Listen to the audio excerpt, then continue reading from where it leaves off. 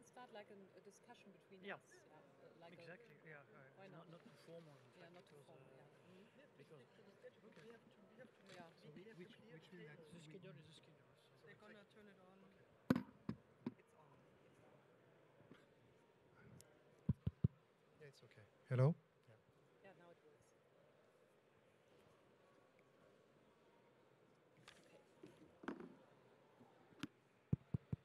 Are we all set? Okay. Hello, welcome everybody. I'm Alexis Ponsard. I'm a partner with Fidal, France's largest law firm, and legal partner of Mondial Tech.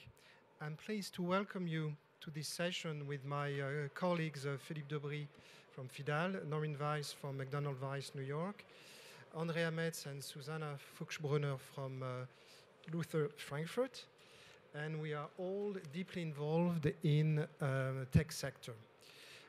Given the number of startups and investors which are present at this conference, we thought that it could make sense for us to give you some tips and to exchange some information concerning what we consider as hot topics, i.e.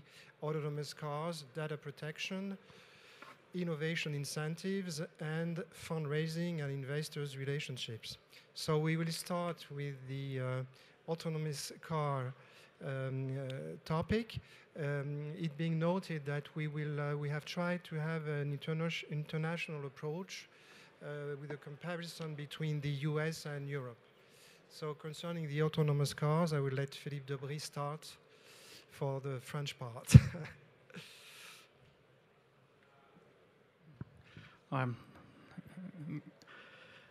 So good afternoon, everybody. Sorry to start by the French side, but we think that it could be a good way to put on the table what are the different parameters in order to try to understand the general legal framework around autonomous car. And we consider altogether that it could be a good thing also to have a very high level knowledge about the legal stuff about autonomous car. And there is, in fact, 2 points which are very important. The first one, cyber security or security as such. And the second point, which is more or less linked with cyber security for autonomous car, it's everything which is around data privacy protection, which is also a hot topic nowadays. So coming back to France, I think it will be a three-step approach. The first one will be dedicated to an overview of the French legislation concerning the framework around autonomous car. If we take the example of the US, which is a little bit more in advance for consideration of the legal framework, France just start some works around new legislation 2 years ago. The very first start was 2016 with an ordonnance in order to try to set up some regulation around autonomous car for the testing, their own testing, and how to organize their prior authorization on the road, which is going to be given by a local authority. But they also consider that French traffic laws yet has to be updated in order to take the possibility of a remote driver or operator for the car. So it was a thing which is more wishful thinking, if I can say, but not a thing very strong as an obligation to do something or not. And the real start, if I can say, is in last spring with a government plan for autonomous car. It was introduced in May 2018, so you see that it is a very recent move. And there is a draft which should be discussed during a next spring session, in 2019, with 3 main items. The first one is how to adapt the legal framework, which is not at all fit for the purpose of autonomous car, I think I can say. So we have to have a very drastic move on that. The second point is to improve the R&D public funding in order to increase the public fund which has to be dedicated to the autonomous car, which is also a very good start for that. And the last item was around the adaptation, something which is completely different. It is to adapt the road themselves, if you can say. I mean the infrastructure, because if we are going to speak about autonomous car, for sure we need also infrastructure behind that. So it is a three main direction which should be taken during the discussion in Parliament next year, if possibly, if the agenda is compatible with all other laws on the table up to now, with the target to have something completely ready, if you can say, during the following year, so 2020. So you see that the agenda is very tight, and it is absolutely necessary that in France we should have a new legal framework by end of the next year.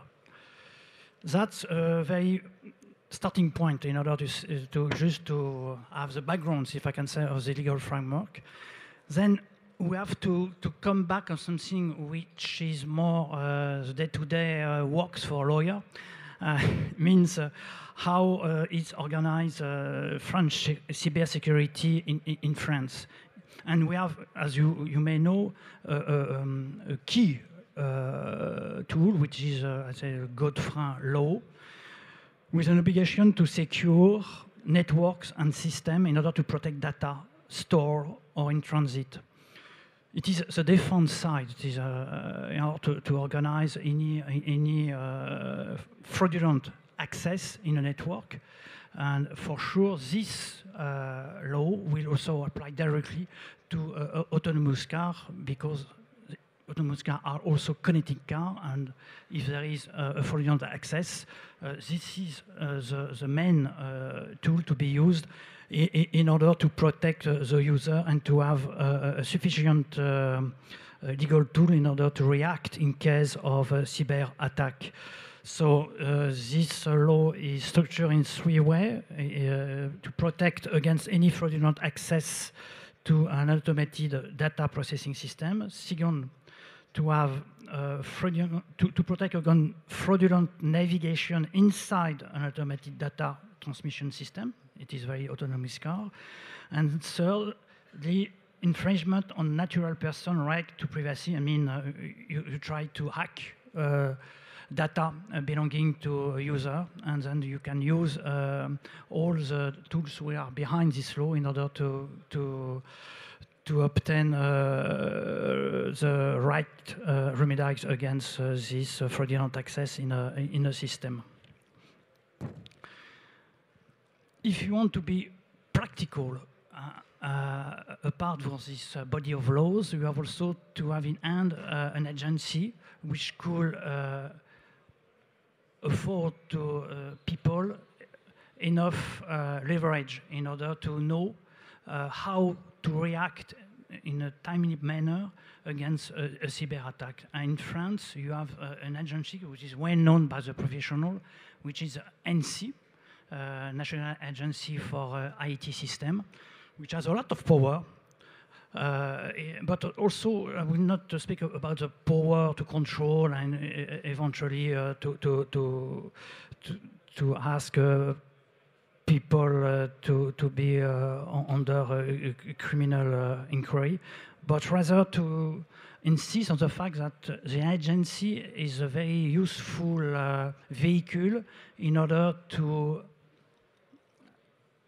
for the company to be aware of their duty in order to set up a right cyber security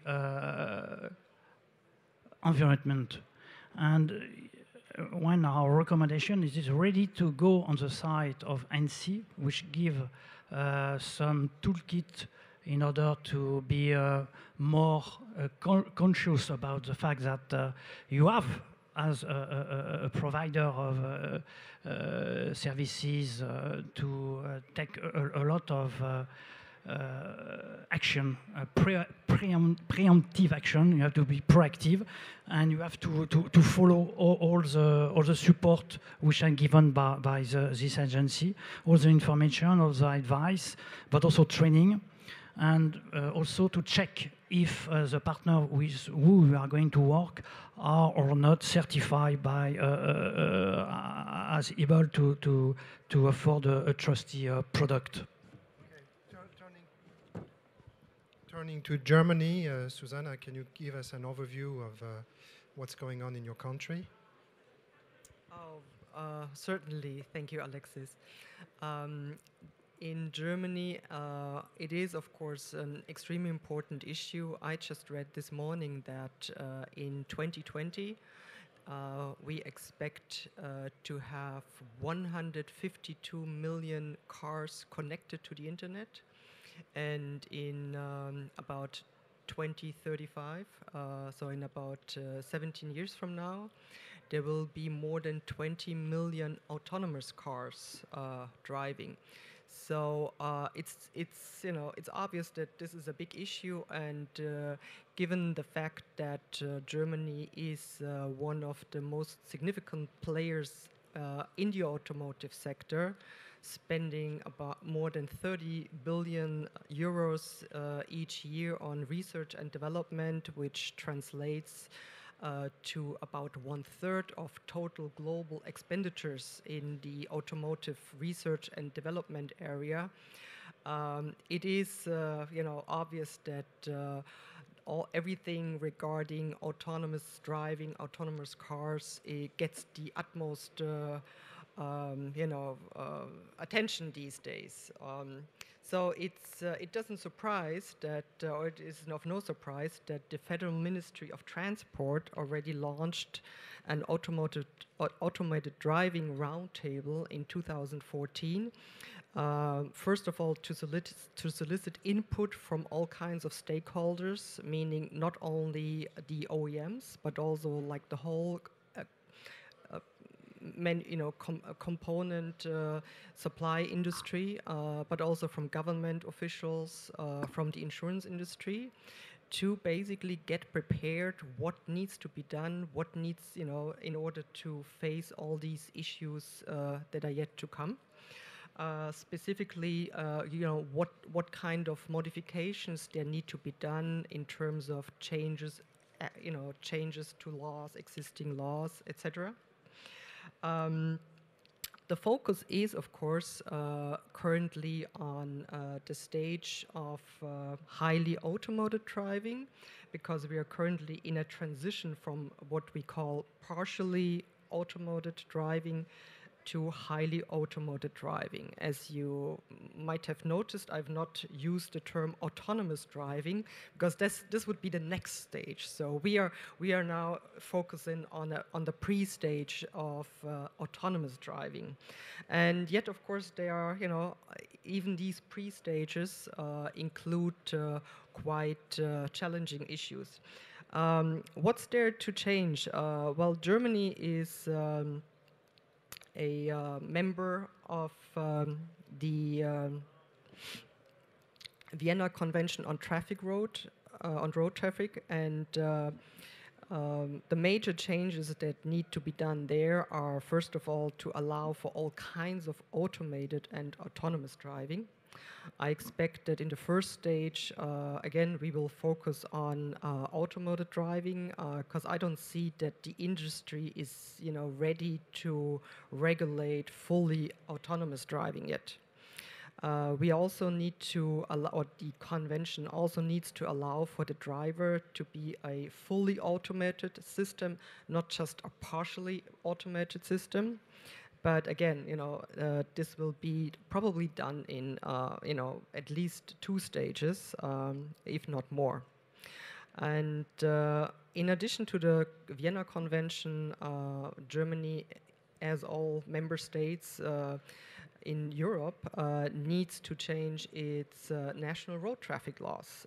Again, we need to allow for automated and connected systems to participate in road traffic and ensure that a driver does not act negligently if he or she uses an automated system.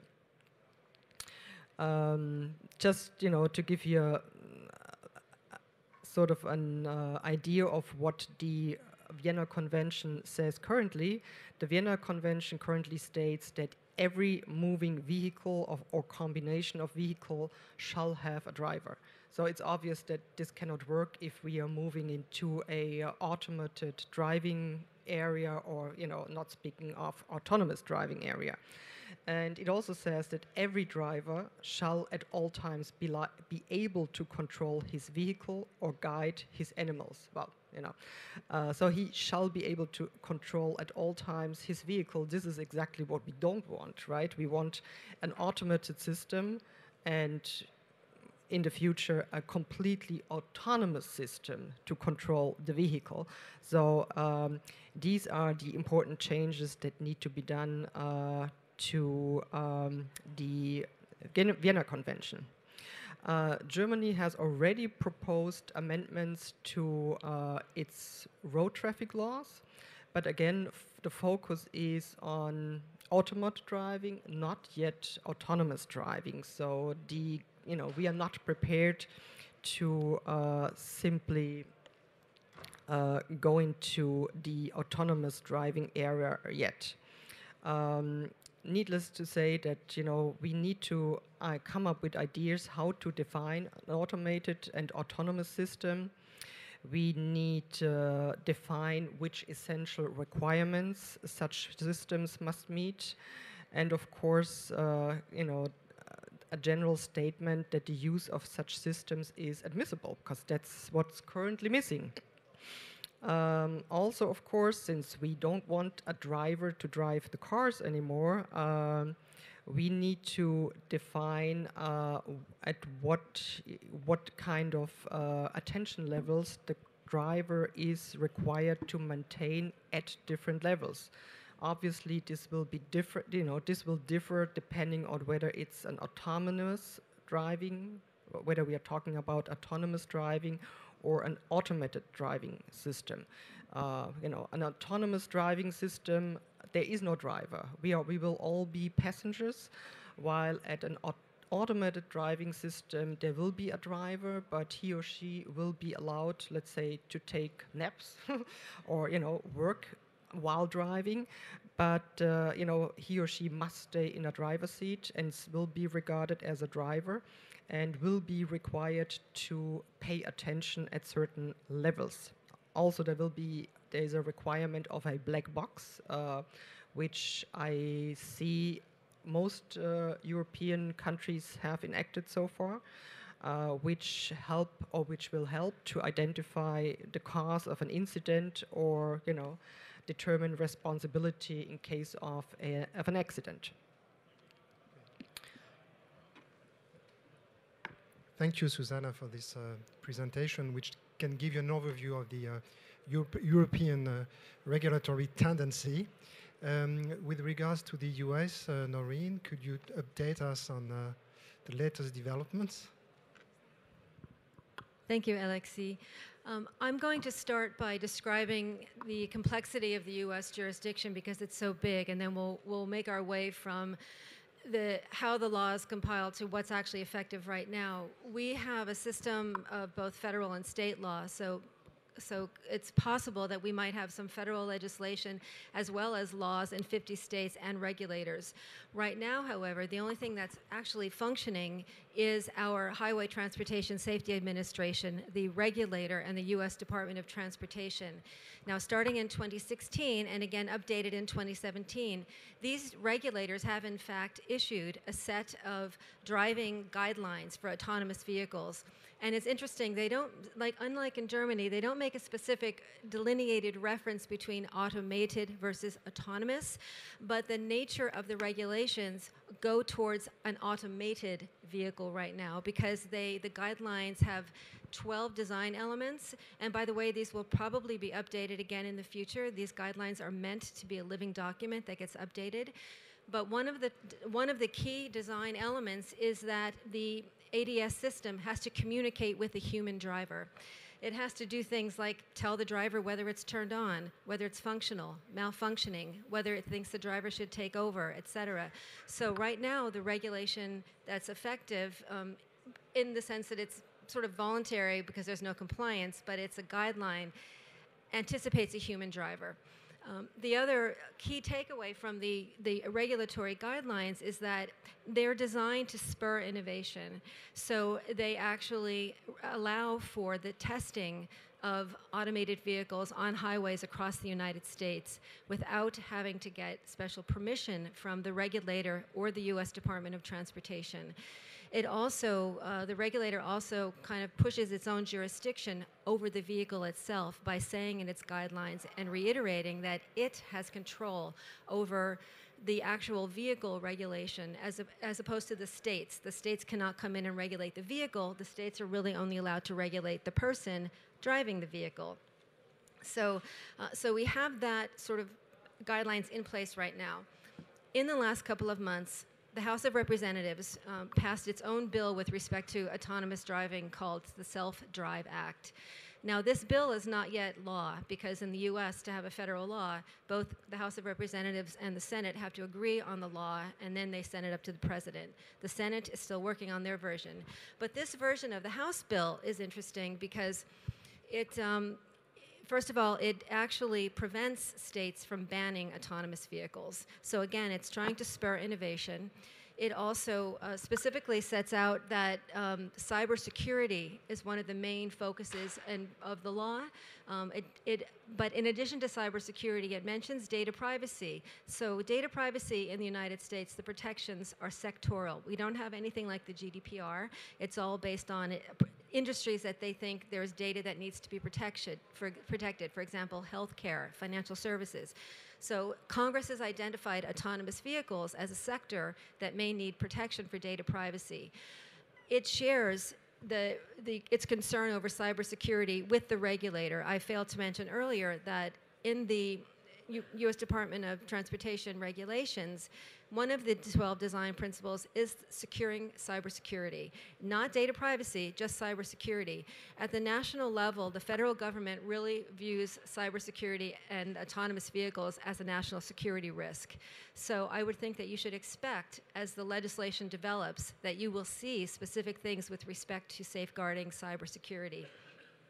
Now again, as I mentioned, this law is not yet actually passed, but one of the other main provisions of this law is that it actually exempts from liability actions with respect to the first 100,000 vehicles that a car actually manufactures. This is really significant in the United States if this in fact ends up being law, because we have a very strict series of products liability laws and case law in the United States, which basically holds every party in the chain of distribution, whether it's the designer or manufacturer of a defective component or of the whole product, the car itself, a retailer, a distributor, all strictly liable if a product is not safe for either its intended use or its foreseeable use. So that concept of liability in the United States is not just about regulatory compliance with, whatever the statute says a manufacturer has to do. It's also about getting sued and managing your liability risk. And the industry is going to have to face that in some interesting ways because they're going to have to determine how they're going to police themselves with respect to best practices. The House law, for example, and the regulator both say that the industry should follow best practices. But what are those best practices? There's no international standard yet. We have some consumer groups that are coming out with best practice ideas. For example, some of them are saying that you need to have segmented systems, for example. The circuitry, the communication between certain systems in the car should not touch each other. Like, for example, the infotainment system should never be able to get control over the steering and the brakes. So there's a lot of different kinds of security systems that the consumer is asking for. And I think that if the industry reaches out, both addressing the concerns, security and safety concerns that it's being expressed to it by its customer, and also pays attention to the data privacy and security needs that are being put forward by the regulators and through law, then it's possible that the liability standard that develops for autonomous vehicles may, in some instances, veer away from strict liability and potentially be a more reasonable care standard. Now, it's interesting to note that the entire strict liability standard in the United States actually developed in the 1960s in the context of automobiles. So cars will have strict liability, but there are so many components to putting a car together. Like the supply chain is so complicated that you there could be like 24 different suppliers just for one vehicle. And so the question and the challenge, I think, for the autonomous vehicle industry is how is the manufacturer going to be able to maintain some kind of standards of control over all of the different suppliers? For example, the integrity of the security. Does every one of the suppliers put cybersecurity, for example, at the top of its list? A recent study shows that maybe 10% of auto suppliers actually think that cybersecurity is one of their driving forces, driving the CEO decisions, as opposed to 35% of the CEOs at automobile manufacturers. We need an alignment of that so that the manufacturer can rely on the integrity of what the supplier is doing with respect to these issues. Some of these consumer groups are asking for third-party, not only standards, but vetting and testing, secure uplinks to update the information, et cetera. So there's a big interplay between what the industry does, what the consumer wants, where the law directs people to go with respect to the way liability is going to fall. I mean, there are about 37 states right now in the United States that have laws related to autonomous vehicles, but they're primarily in the vein of gathering information for what's going on. I think they understand that there's a federal highway regulator that has these guidelines out there, and they're kind of taking a back seat, but they're paying attention. And all of these laws have something to say about cybersecurity and the interconnectivity of vehicles, and both for data and for safety. So I think that's something that the industry does need to pay attention to, and if it wants to manage its legal risk. Yeah, you have. Thank you, Noreen. You have mentioned that cybersecurity, if my understanding is correct, prevails over data privacy protection, and this is the good way, in fact, to make the link with the data protection hot topic that we have also identified. So I will let Philippe give us some thoughts about this. Yes, that's the second element, which is very important in order to have a global view about autonomous or autonomy car environment on legal point of view. As you may know, there is a complete change with the introduction of GDPR very recently, because its application is now effective since last May. And for all lawyer, user, and so on, which are directly dealing with data privacy, this has changed a lot in the approach of data privacy itself. We have also to say one point which is important concerning France, because GDPR is at a European level, but for France itself, even if France has accepted 100% of the GDPR regulation, in France there is something which is very interesting, useful to know about the position of the agency CNIL in France versus autonomous car. It is the fact that the French data protection authorities are issued in October 2017 a compliance package which contains together a toolkit and also guidelines for all the actors involved in the building up of autonomous car. I mean, all the stakeholders in this sector has to be aware of the fact that now there is a kind of brackets standards to be followed by this industry. I will not go very deeply in this regulation, not this regulation, but the application of this regulation, but only to underline some key elements to have in mind when you are a supplier, or when you are a software developer, or when you are even a car manufacturer whatsoever. As you say, no, there is a lot of intervenant, there's a lot of players, and we have to check step by step who is responsible for what. And coming back on the data privacy, there is, in fact, 3 things to remember or to have in mind when you are going to build up your economic model in order to develop, if you are a startupper, your business. And the first one, it is a strong emphasis on that by the French Data Protection Authority, is to think privacy in the design process. I mean, at the very early stage of your development, you have to think about how I will be able to protect data privacy. Not data, the personal data as such, which is very important, and you have to document that. The second point, which is also a declination, if I could say, of the GDPR, you have to be transparent regarding the use of the personal data you are going to handle during the life of your product, of your devices, or your software.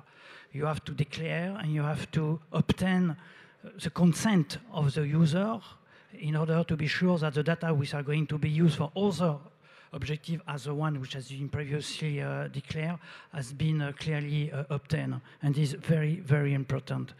And the last but is a consequence of the 2 other, it is to obtain the user confidence.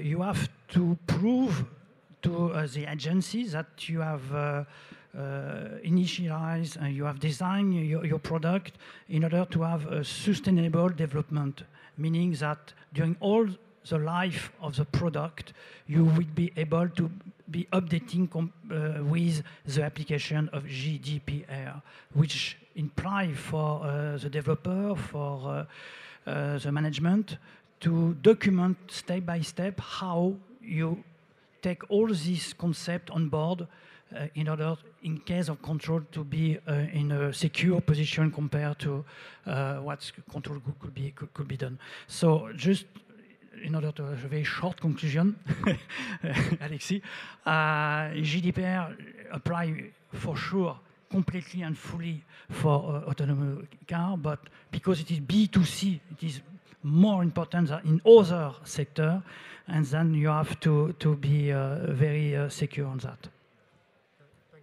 Thank you, Philippe. I'm anxious to hear what is the German position concerning data protection. Well, Alexi, would you be surprised if I tell you that Germans are extremely concerned about data protection? No, I don't think so. Why do we have the problem? We are talking about cars, possibly not only automated cars, but autonomous cars. One would, one would think, why are we concerned about data protection? We are collecting data about cars, because every single car is, has a VIN, vehicle identification number. So we're only collecting data about cars. But in fact, that's not the case. Otherwise, it wouldn't be such a big problem. So despite the fact that data is collected on cars, which are identified via a VIN, all this data can be traced back to a person, either being the driver or being the owner of the car, or being a passenger in a traffic situation. So that's why all the data which gets collected, is determined to be personal data and not, data about cars. So that's the whole reason why we have an issue here. And so any company which processes personal data, can only do that if it ensures that it has either a contractual basis for doing so, has the consent of the persons involved, or can prove that it has a legitimate interest to do so, which gets complicated and in a traffic situation. Because politicians are aware of all these problems which we face as we approach the era of more and more autonomous cars, and in Germany, the Federal Commissioner for Data Protection came up with a number of recommendations which the industry should consider when, developing these new technologies, and I'm just going to highlight a few of those.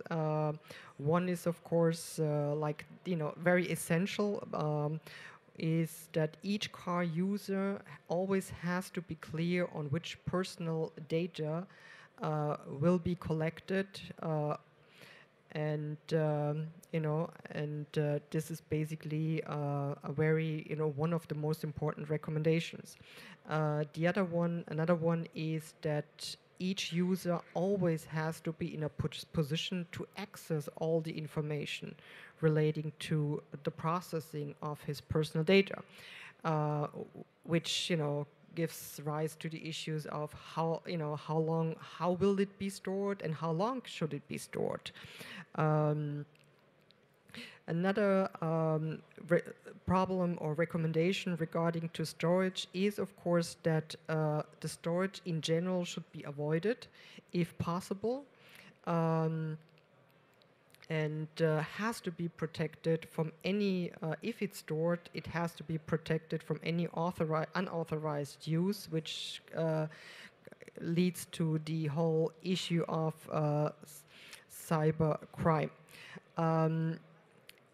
An interesting recommendation, which I want to highlight, is that car manufacturers are recommended that they should implement a privacy by default setting in their cars, which would resolve the issue of how the driver can consent to, the collection of data in the first place, because then the user or the driver would be required to change these settings, and this would be, then regarded as an implied consent to, the collection and processing of data in the first place.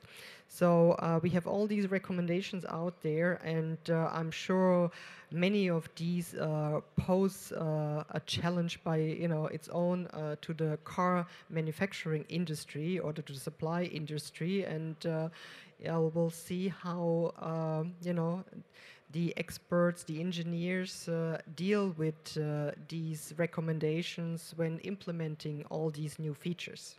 Thanks. Thank you, Susanna. So my understanding is that Europe is a bit ahead in terms of regulations with regards to data protection. And Noreen, I just want to ask you if the European regulation could inspire, in fact, the legal community in the US. Well, I hope so. We have a sectoral approach, as I mentioned earlier, so we don't have an all-encompassing privacy law like the GDPR, but we do have protections in specific industries, and it looks like autonomous vehicles will be one of them based on the legislation that's coming out. What's interesting, though, is that we do have a very, very strong focus at all levels of government and in the private sector on cybersecurity, and you really can't have cybersecurity without data protection. So the two are inexorably linked. So although we don't have something like the GDPR, data protection will have to be built into what's happening with respect to the compliance and best practices for cybersecurity.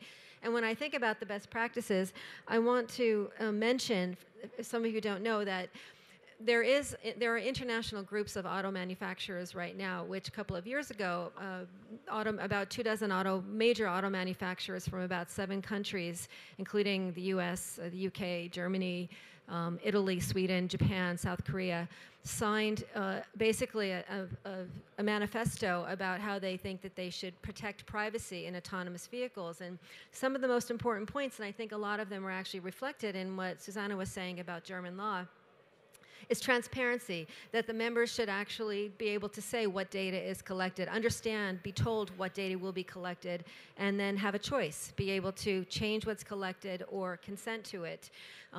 That the manufacturer and the designer of the data gathering software should make sure that they respect the context and make sure that the data can only be downloaded in a situation that has a real business purpose.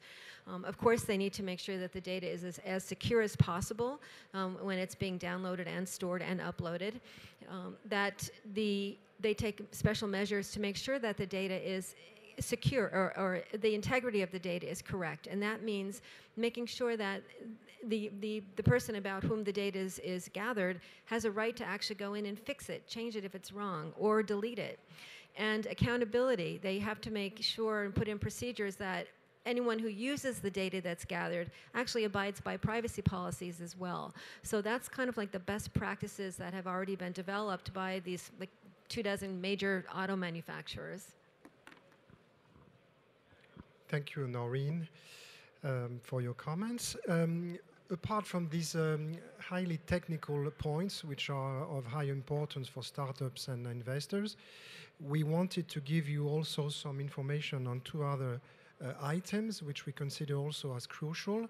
And we'll start with the innovation incentives, which are of interest, of course, to the startup community.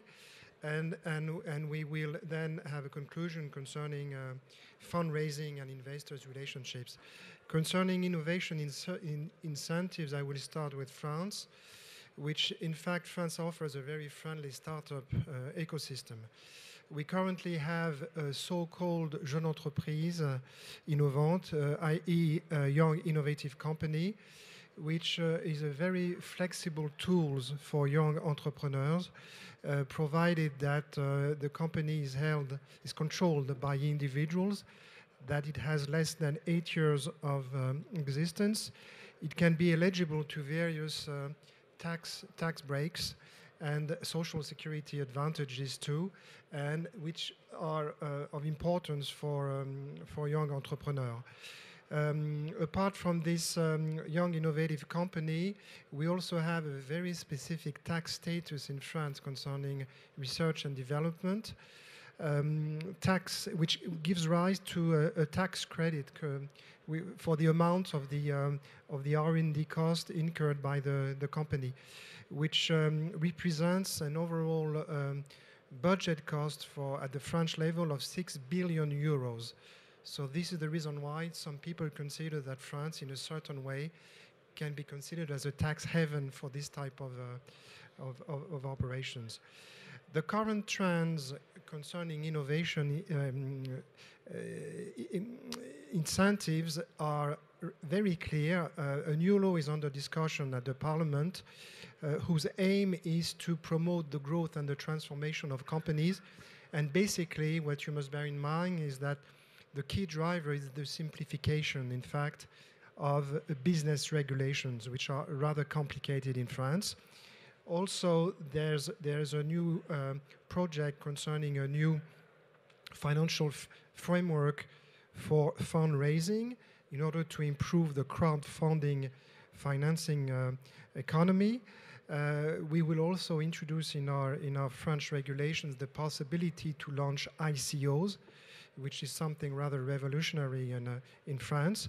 And the government also intends to create an industry, an innovative fund to invest in high potential companies.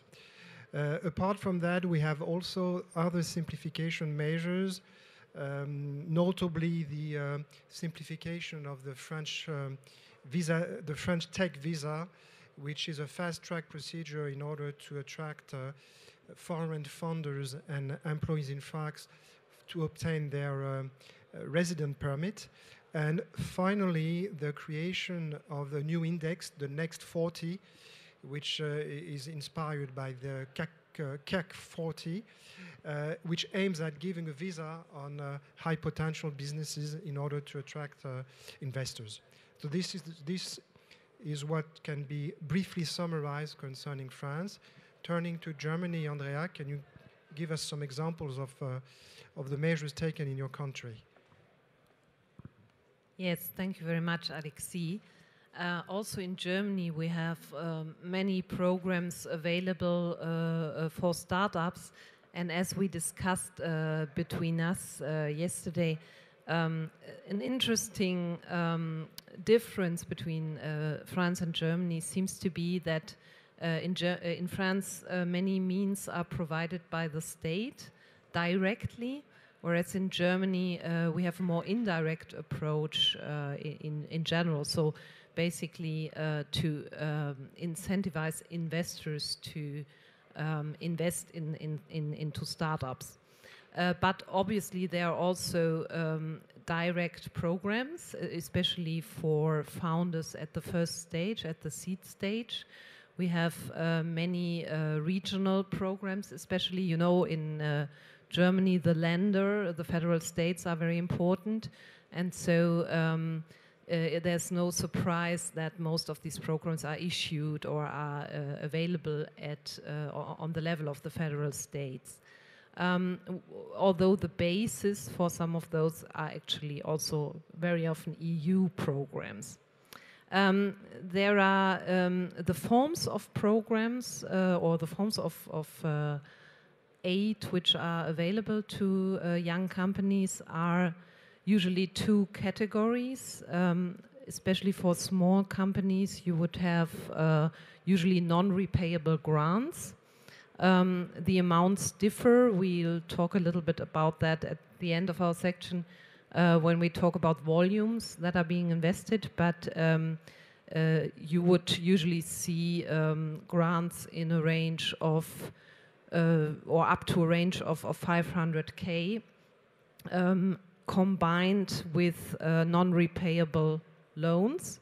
Actually, legally speaking, these loans are repayable, but very often there is a conversion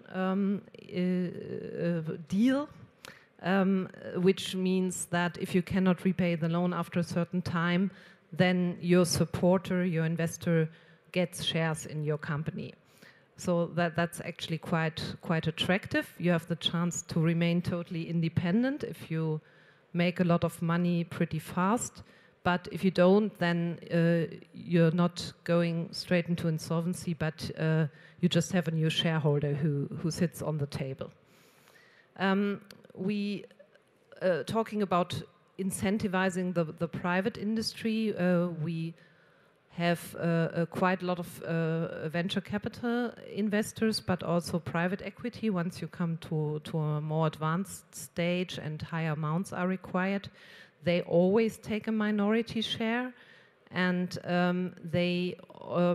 you have especially one feature which is quite interesting because you get quite a lot of funds, but quite friendly investors at the same time, which are the so-called participation companies of the federal states. They usually take a silent partnership, so they are not too much of a nuisance with regard to the daily life of your company, but they just want to profit from future proceeds which you make in your company. And if things go really badly, then they kind of accept being subordinated in an insolvency. So just summing up, most of the companies for which programs are available are actually, no surprise here, as technology companies. But sometimes you also get interesting ones which support marketing costs, for instance. Usually just the technology is supported, but there is, for instance, one quite famous program or well-known program where you can also get funds for your marketing. Thank you, Andrea. So it turns out that in Europe, in fact, the public authorities are very dynamic and push forward, in fact, these companies. How is it in the States, Noreen? I would say it's similar, but we have the complexity of having things at the federal, the state, and the local level. So at the federal level, we have our new tax rate, which was just come into effect the 1st of January, which is a new corporate tax rate of 21%, which is lower than both France and Germany, I understand it, but maybe not quite as low as Ireland. But the federal government also has a tax credit program for starting new businesses or retaining businesses that help employ people in certain key demographics, families who are on subsistence, veterans, ex-felons, all kinds of groups of people who find it very difficult to get a job. But I think that the bulk of the incentives, because all business and commercial activity, even law, happens at the state level, are primarily at the state and local level. So this is potentially exponential because you have 50 states and lots of cities in every state, so there's hundreds and hundreds or maybe thousands of programs depending on if you want to look at the entire United States. So what I've done is just decided to tell you a little bit about one state, my state, New York State. New York has some very good and aggressively, attractive programs for businesses that want to start up or maintain and grow in New York State. So if we look at the state level first, there are programs for giving tax credits for hiring people in certain, key groups again that need help with getting jobs, and there's also a special sort of tech-driven, jobs-driven bill called the Excelsior program, which gives all kinds of tax credits, both income and payroll tax credits, for new businesses in technology, software, high-tech, financial services, media, manufacturing, green tech, biotech, pharmaceuticals, agriculture. So if you are one of these businesses in New York State, you can get significant tax credits for starting up and staying in New York State. New York State also has a emerging technologies grant fund. The dollar value is not set. It's based on your own R&D expenses. So as long as, and it is for growing companies, so you have to have less than 100 employees. You have to have sales less than $10 million, and at least 75% of your workforce needs to be inside New York State, and the R&D needs to happen in New York State. If that's the case, you can get really a lot of money, hundreds of thousands, maybe into the millions, and also it offers a $300,000 tax credit to your investors, so it might actually help you attract investment as well in New York State. New York City also has grant funds, can give $20,000 to $30,000 as an angel investment for new businesses. And then New York City alone, on the tax incentive side, has over 50 different programs for various kinds of incentives. Some of them are tax breaks based on hiring and retaining employees, locating your businesses in certain communities like Upper Manhattan, Lower Manhattan after September 11th to get people back in there, the Bronx, Brooklyn. They can give you grant money to build out your facilities or renovate, administrative and financial support for training employees and hiring new employees. There are programs to give you tax breaks on your energy bills, both electricity and heating. Hiring people in certain communities will also give you more tax breaks. So, and loans, forgot to mention those. You can get small business loans. There are several different programs depending on what you need it for, and if you need access to credit because you're in a neighborhood where your businesses won't attract credit, for example. So there's a lot of options between the tax, the grants, and the loans. Thank you, Noreen. Unfortunately, we are running out of time, but we just wanted to give you some information concerning fundraising and investors' relationships. So we will give you some figures that you can have in mind. Concerning France, notably, over 2 billion euros have been raised during the first 6 months of 2018, which is 60% more than 2017. And today, France is the first place in Europe for the number of fast-growing companies in the tech sector. Who are the investors? Mainly VCs, crowdfunding, platforms, business angels, French tech grants like in Germany, and also public financing through a public bank called BPI France, which makes life much easier for startups in France.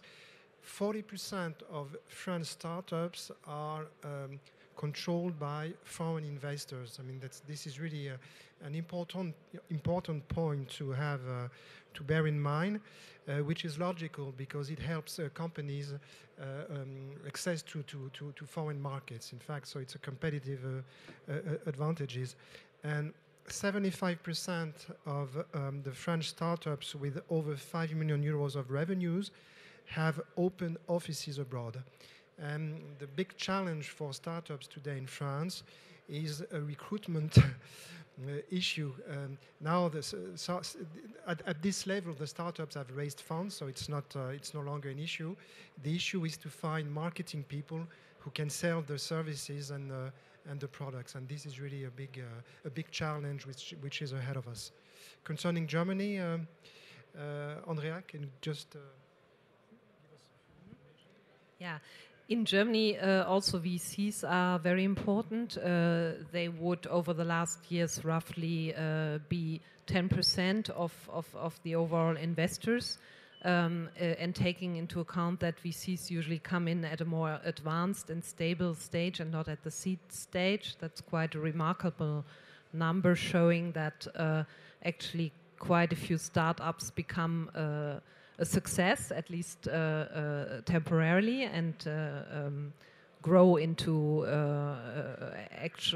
really grow into the market. In 2017, about 11.3 billion were invested in the German market, which is a huge figure. It's about double the usual figure which we had in the years before, and also taking into account that there were a lot of buyouts taking place. But there's clearly an increasing tendency in the market and a lot of spending. Lots of employment also is, let's say, you know that Germany has quite good unemployment rates, but the state doesn't want all these people to be actually in large companies, but really wants to create entrepreneurs. And the result is that, of course, not all employees in startups are entrepreneurs, but are usually more independent, that there's nearly 1 million employees active in the portfolio companies held by investors. Maybe I stop with the numbers. We will put them all in the deck. But as we only have 3 minutes left, just a few words to Noreen, and then maybe we can have a final sentence on investor agreements. Okay, well, I'll just tell you briefly that the first quarter of 2018 was a record-breaking quarter for venture capital investments in the United States. Over 28.2 billion was invested. Second quarter as well, it was 27 something, so we're over 50 billion already for 2018. The angel investment pace is up as well, but not nearly up as exponentially. It's really more steady. The IPO market is heating up, so there's a theory that maybe as more angels exit through either venture capital M&A transactions, which are increasing, and the IPO market, there will be more angel money around to invest in the seed series up to Series A round as well. We are still finding the money mostly on the coast, California, and the combined east coast of New York, Boston area down through Washington D.C. are almost in parity when you group the coasts together, and the New York City is really being it's really developing as a tech center because of a lot of the special programs that New York City has for techs and accelerators.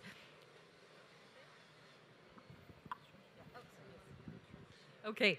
Using or taking advantage of our last 2 minutes, I will give you a very brief appetizer on investor agreements. So what startups usually have to take into account when going well when coming into contact with an investor is, first of all, the investor will want some safety for his money. So you will usually have to give him a minority share, at least in your company, and he will clearly want to define what will happen in the next year. So usually you will have some milestones which you have to reach. If you don't reach them, there will be certain consequences. The investor will take more shares or more power, will have the decision-making power, will want to be present on your board, and will want preferential rights in case of an eventual liquidation of the company. When we discussed this between us, we found that actually the agreements, the joint venture agreements, are already fairly similar between Europe and the States. So compared to data protection and other issues, we have in this sector already a pretty international standard. At any case, it's important not to invest too much money before you have your agreement in place and your clear rules. Well, we would recommend or we would offer to you, if you have any further questions on that, we'll be available also after the clock has stopped in 6 seconds. And we thank you very much for your attention and hope you have a lovely conference and interesting talks. Thanks a lot. I don't know, Alexi, if you mentioned that we have actually quite detailed slides that we've prepared for this. So if anyone wants actual more solid information and in more depth, they should be available on the Mondial Tech website. Okay. And the other thing that a U.S. investor will definitely expect is vesting of the founders. So keep that in mind. You're good. Well done. Okay.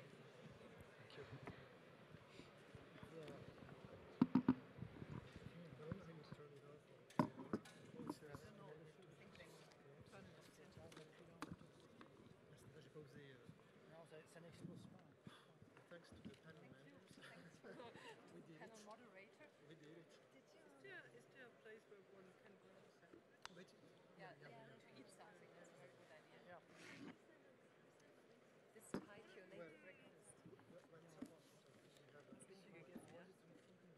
Ja, und dann tak, tak, tak, um 5 vor 11. Tja. Hey, wann hast du geschrieben? Wann hast du geschrieben? Ja, so kurz vor 11. Ja, genau. Da war es gerade runtergegangen, habe einen Kaffee bestellt und